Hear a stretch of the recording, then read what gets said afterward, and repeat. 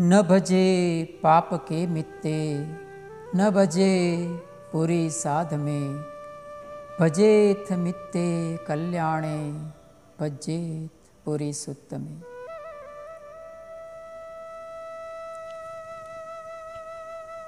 सभी श्रद्धावान उपासक उपासिकाओं को मंगलबोधि बनते की ओर से नमो बुद्धाय, जय भीम। हमारे चैनल को देख रहे सभी आदरणीय पूजनीय भिक्षु संघ को मंगलबोधि बनते की ओर से सादर प्रणाम वंदन। सबको बहुत बहुत मंगल मैत्री और शुभकामनाएं। हम जानते हैं कि तथागत के शासन काल में बहुत सारे लोग बहुत ही गुणवान थे, गुणयुक्त थे, सदाचारी थे। तो उसमें कुछ कुछ लोग दुराचारी भी थे। उसमें एक देवदत्त आता है और जैसे तथागत का एक दायां हाथ सारिपुत्त था, उसी तरह कोकालिक नाम का एक भिक्षु मानी बुरे स्वभाव वाला, जो कि देवदत्त का समर्थन करता था। और उसके अनुसंधान में जुड़ी दो घटनाएं आज हम इस वक्तव्य के माध्यम से जानते हैं। हम जानते हैं कि किस तरह से जो देवदत्त था वो तथागत का किस तरह से विरोधी था। मानी किशोरावस्था से ही वो तथागत के पीछे पड़ा रहता था, तब से ही वो तथागत का विरोधी था। जब भी तथागत ने सम्यक संबुद्धत्व की प्राप्ति की, उसके बाद भी वो सारिपुत्त और मोगलायन से किस तरह से ईर्ष्या से वो पेश आता था। उनके मन में ईर्ष्या के कारण, द्वेष भावना के कारण वो तथागत से इस तरह की कामना करता था कि ये जो संघ है उसको मैं संभालता हूँ, बजाय इस सारिपुत्त और मोगलायन की। लेकिन भगवान उसकी बातों को ज़्यादा महत्व नहीं देते थे। तो हम जानते हैं कि एक समय की बात है कि जो देवदत्त था, देवदत्त और उस समय का बहुत बड़ा राजा, मगध देश का राजा बिंबिसार। तो बिंबिसार का पुत्र अजातशत्रु को जो देवदत्त था वो तरह तरह के चमत्कार दिखाता है और उसका समर्थन प्राप्त कर लेता है, उसको गुमराह कर देता है। अजातशत्रु को गुमराह करवाकर बिंबिसार को वो जेल में डलवा देता है, उसकी हत्या भी करवा देता है। तो अजातशत्रु का समर्थन पाकर देवदत्त भगवान तथागत के विरुद्ध में उसको खड़ा कर देता है और कहते हैं कि बहुत सारे भिक्षु भिक्षुणियाँ देवदत्त के साथ जुड़ जाती है और देवदत्त ये सब को लेकर चला जाता है गिज्जकुट्ट पर्वत पर। उसको हम गिज्जकुट्ट पर्वत कहते हैं क्योंकि वहाँ गिद्धों का निवास हुआ करता था। वहाँ देवदत्त चला जाता है और सारे भिक्षु मानी अपने साथ बहुत सारा भिक्षु संघ को लेकर वो गिज्जकुट्ट पर्वत पर चला जाता है। दूसरी तरफ ये बात तथागत को पता चलती है, सारिपुत्त मोगलायन को पता चलती है। तो कहते हैं कि सारिपुत्त और मोगलायन बहुत प्रज्ञावान थे। दोनों भगवान तथागत के दायां और बायां हाथ थे। इतने प्रज्ञावान, इतने श्रुतधर थे और इतने मानी रुद्धिवान थे कि वो एक दिन तय करते हैं और जहाँ ये देवदत्त और कोकालिक अपने भिक्षु संघ में से कुछ कुछ भिक्षु भिक्षुणियों को लेकर चला गया था, उस दिशा में वो प्रयाण करते हैं। गिज्जकुट पर्वत पर जाकर वो देखते हैं कि देवदत्त और कोकालिक स्टेज पर बैठे हुए वो धम्म देशना दे रहे हैं। भिक्षु संघ को वो प्रवचन दे रहे थे, धम्म देशना दे रहे थे।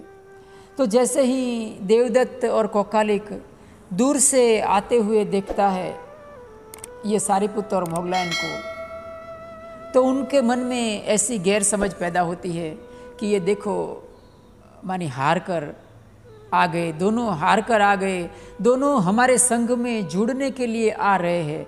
तो देवदत्त और कोकालिक दोनों खुश हो जाते हैं और आते ही जैसे ही सारिपुत्र और मोगलायन पास आते हैं तो उनको देवदत्त और कोकालिक उनको स्टेज प्रदान कर देता है, उनको बैठने के लिए कहता है और धम्म देशना देने के लिए उसको आह्वान करते हैं।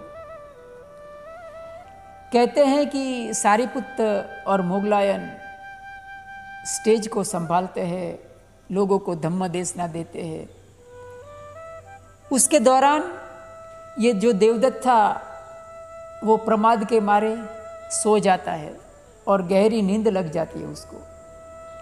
दूसरी तरफ सारिपुत्र और मोगलायन धम्म देशना देते देते जो भिक्षु भिक्षुणियों का संघ था उसमें इस तरह से तो वो धम्म संवेग पैदा करते हैं कि सारे लोग जितने भी भिक्षु भिक्षुणियाँ थी देवदत्त और कोकालिक को छोड़कर वो वापस सारिपुत्र और मोगलायन के साथ चले जाते हैं, फिर से वो तथागत के संघ के साथ जुड़ जाते हैं। इस तरफ कोकालिक भिक्षु जो देवदत्त सोया था, कहते हैं कि उसको एक लात मार के उसको जगाता है और कहता है कि उठ, खड़ा हो, देख तुम जिस संघ को लेकर आया था उसको तो सारिपुत्र और मोगलायन लेकर चले गए। तो जैसे ही देवदत्त जागता है और देखता है तो जगह खाली खम पड़ी है, तो कहते हैं कि उसके मुंह से खून आ जाता है। ये देवदत्त और कोकालिक का पाप कर्म इस तरह से परिणाम लाता है। दूसरी एक घटना में जो कि कोकालिक के अनुसंधान में है, एक समय की बात है जब ही भगवान तथागत बुद्ध श्रावस्ती में विहार करते थे। उस समय कोकालिक उनके पास आता है और उनके साथ कुछ वार्तालाप करता है। वो क्या वार्तालाप करता है, आइए उनको हम समझते हैं, जानते हैं। वो भगवान तथागत बुद्ध को कहता है कि ये जो सारिपुत्र और मोगलायन है ना, वो बहुत पापकारी है। वो पापिच्छा को वश में होकर वो अमल करते हैं, वो पापिच्छा को वश में होकर उसका आचरण होता है। तो तथागत बुद्ध थे,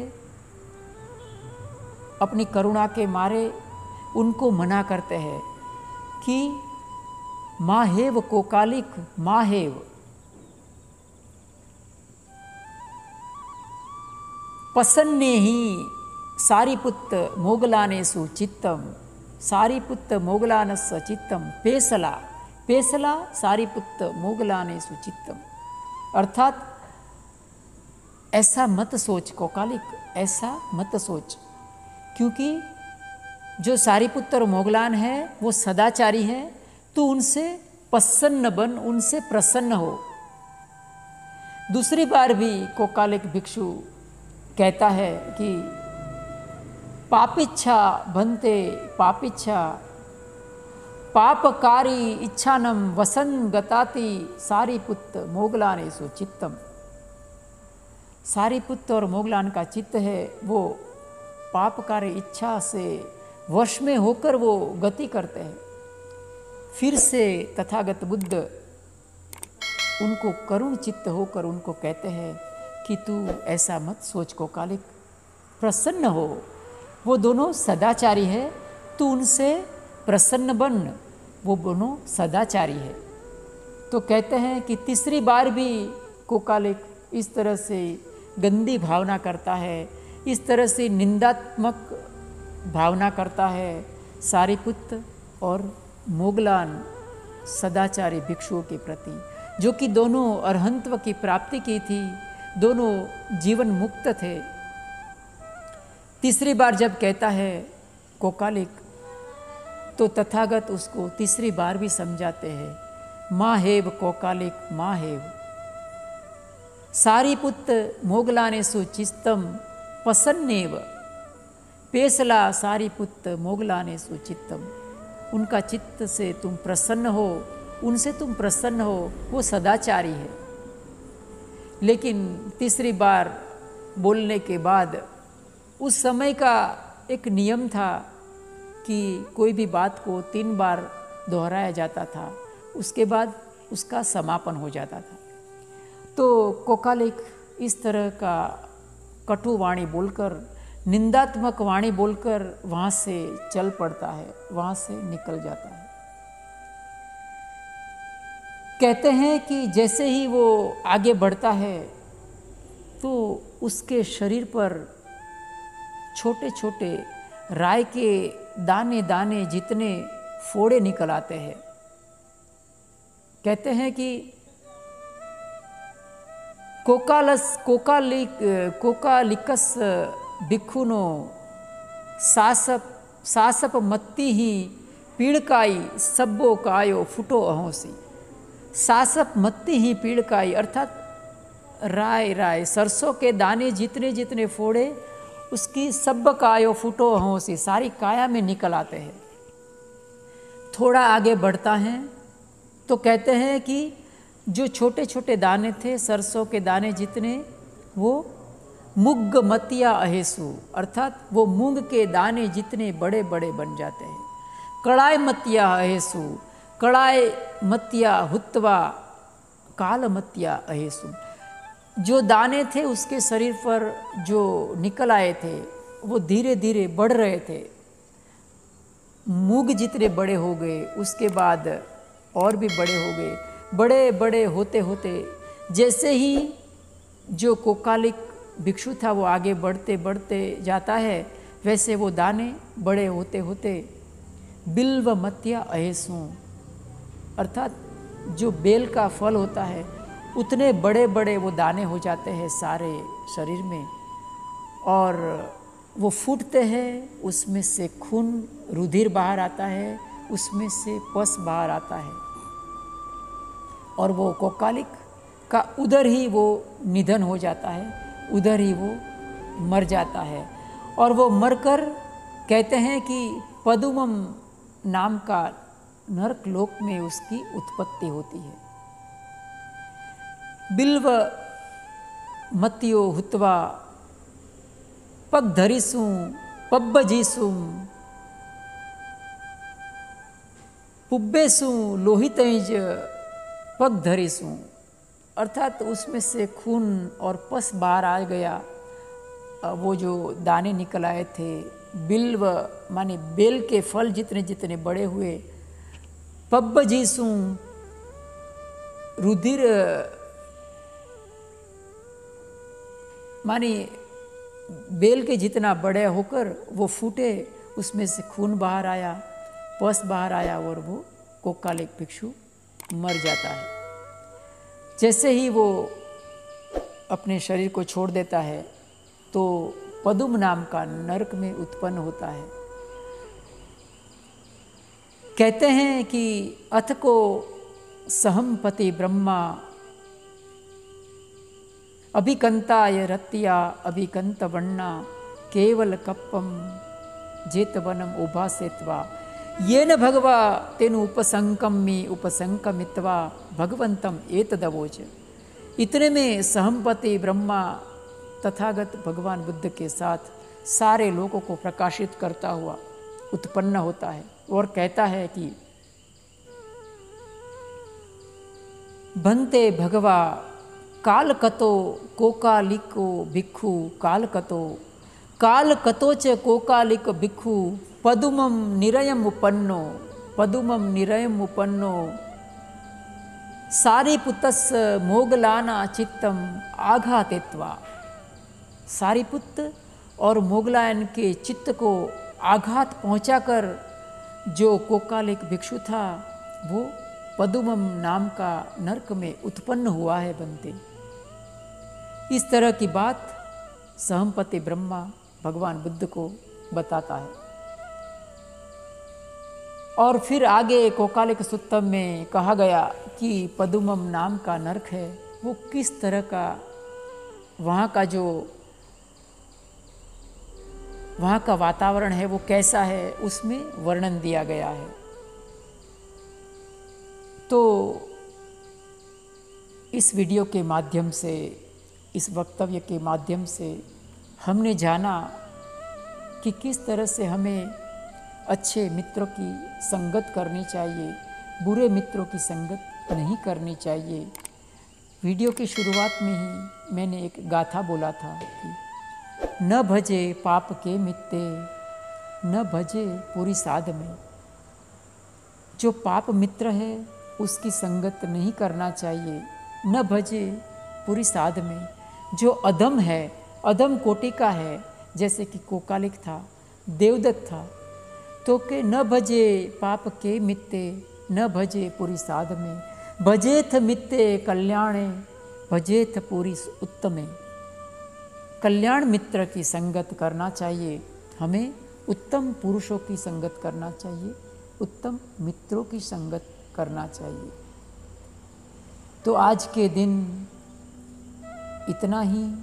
सभी हमारी चैनल को देख रहे सभी साधक साधिकाएं गण, सभी श्रद्धावान भिक्षु भिक्षुणियों को मेरी ओर से मंगल मैत्री, साधुवाद। साधु साधु साधु।